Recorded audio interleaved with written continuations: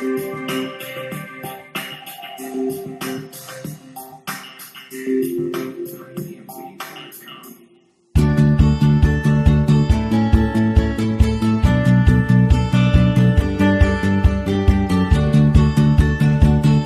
turma! Meu nome é Ezequiel Penezola. Nós vamos estar falando aqui sobre ventilação mecânica, desde a indicação até os princípios de funcionamento do ventilador, passando pelos modos ventilatórios básicos e monitorização respiratória. Espero que vocês aproveitem. As indicações da ventilação mecânica e as principais indicações da ventilação mecânica vão estar relacionadas ao seguinte: hipoventilação e apneia, que vai estar relacionada então à retenção do CO2 e à carbonarcose.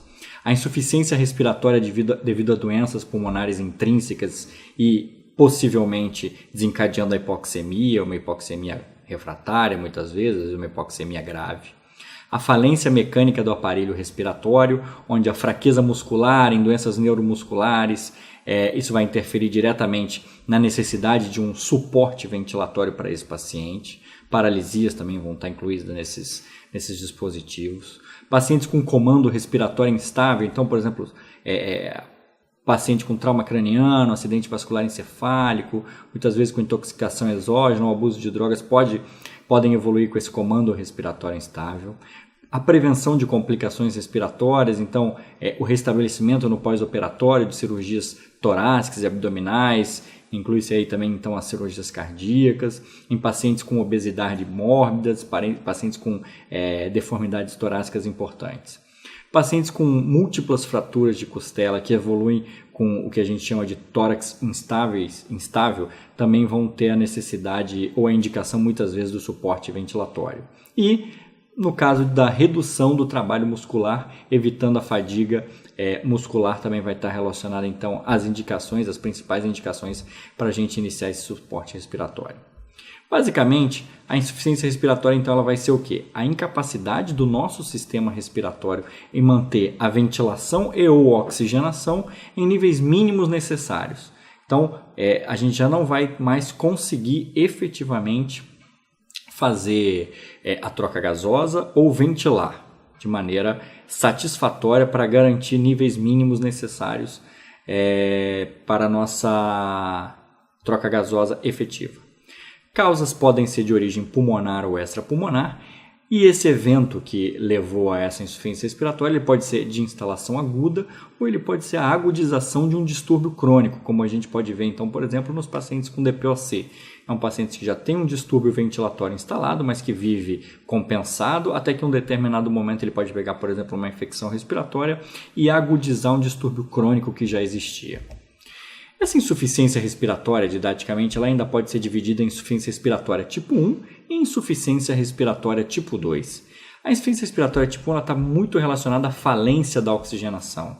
Então, como a gente pode ver aqui, a gente tem quatro situações, quatro esquemas demonstrados aqui para a gente. No primeiro, a gente pode ver que a gente tem até um alvéolo ventilado, a gente até tem o capilar perfundido, mas a barreira alvéolo capilar está alterada. Então a gente vai encontrar esse tipo de dispositivo, esse tipo de alteração em pacientes com edema pulmonar, esse edema pulmonar pode ser de origem cardiogênica ou não cardiogênica, paciente com fibrose intersticial e doenças afins. Aqui na situação de número 2, a gente tem um capilar trazendo um sangue venoso, trocando com o alvéolo que está bem ventilado e saindo arterializado esse sangue. Então a gente tem uma boa relação ventilação-perfusão. Aqui na situação 3, a gente tem um capilar que tem o seu fluxo interrompido e a gente tem um alvéolo ventilado. Então a gente tem um mecanismo chamado espaço morto. Então normalmente isso acontece ou por um tromboembolismo pulmonar ou pelo uso excessivo de PIP, que muitas vezes pode interromper o fluxo sanguíneo dos pequenos capilares. E aqui, no quarto exemplo, aqui, a gente tem o que a gente chama de shunt, que seriam áreas perfundidas, então a gente vê o sangue passando, mas não está ventilada, então o ar não está chegando até efetivamente o alvéolo para promover a troca gasosa. Então, nesses tipos de situações, a gente pode considerar então que a gente tem uma falência da oxigenação. Já a insuficiência respiratória tipo 2, elas vão estar relacionadas à falência de ventilar e à falência de proteger via aérea, se a gente pudesse dividir de uma maneira maior. Então, na falência de ventilar, isso pode ser desde a origem neurológica, então passando por alterações do centro respiratório, por alterações de condução, então dos nervos cervicais e nervos frênicos, até chegar na junção neuromuscular propriamente dita. E aí então a gente tem uma série de situações clínicas e de doenças que podem ocasionar esse tipo de coisa. Então, alterações do centro respiratório, traumas encefálicos, alterações de condução, então nos nervos cervicais por um TRM alto, por exemplo, alterações do nervo frênico em grandes cirurgias torácicas, e alterações na junção neuromuscular pela miastenia, por exemplo. A gente pode ter um problema de origem muscular propriamente dita, então as miopatias, miastenia graves, as polineuropatias vão estar relacionadas então à evolução dessa insuficiência respiratória por alteração muscular, que vai também demandar a utilização da ventilação mecânica invasiva. A gente tem alterações anatômicas com obstrução de via aérea alta, glótica e baixa, então de acordo com o mecanismo de obstrução a gente vai ter essa falência de proteção. A gente pode ter a insuficiência respiratória tipo 2 relacionada ao flare chest, então tórax instável, então situações onde a gente tem o acometimento, a fratura de várias costelas, de múltiplas costelas, a gente pode ter o aparecimento do tórax instável, alterações na cavidade pleural, então pneumotórax, grandes edemas ou hemotórax podem interferir diretamente causando a insuficiência respiratória e aí classificar essa insuficiência tipo 2, e alterações na cavidade abdominal também vão interferir diretamente na mecânica respiratória, o que então vai estar classificado junto com essa evolução, insuficiência respiratória tipo 2. Na evolução da ventilação mecânica, nós temos então aqui imagens do passado. A gente teve um boom da ventilação mecânica quando a gente teve o surto de pólio, que acometeu principalmente a Europa nas décadas de 40, 50 mais ou menos, onde foi amplamente utilizado esse tipo de ventilação, que é a ventilação por pressão negativa, onde o paciente entrava num dispositivo, num casulo, ele era vedado, a única coisa que ficava para fora era a cabeça do paciente, e através de um motor aqui, a pressão dentro desse casulo ia aumentando ou diminuindo conforme movimentava esse pistão, e aí o ar ia entrando e saindo conforme a pressão aqui era exercida. Foram criados grandes centros para o tratamento desse tipo de paciente, e que foi um boom na época e que fez um avanço da ventilação mecânica até o início da formação de alguns centros de terapia intensiva propriamente dito. A evolução desses dispositivos, então a gente vê um aqui que não pega mais todo o corpo do indivíduo, então é só uma concha em cima do tórax, aqui no caso de uma criança, então era a ventilação por pressão negativa.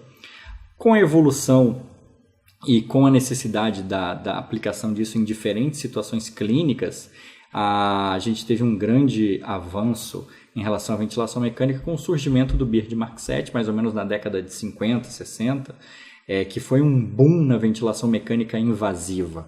Então, ele reduziu drasticamente a mortalidade, até em pacientes pediátricos e neonatos, a utilização da ventilação mecânica positiva através desse ventilador teve um salto de qualidade muito grande. E aí, inicialmente era um dispositivo pneumático, só dependia da energia pneumática. Posteriormente, com o avanço da energia elétrica, esses dispositivos se tornaram eletrônicos também.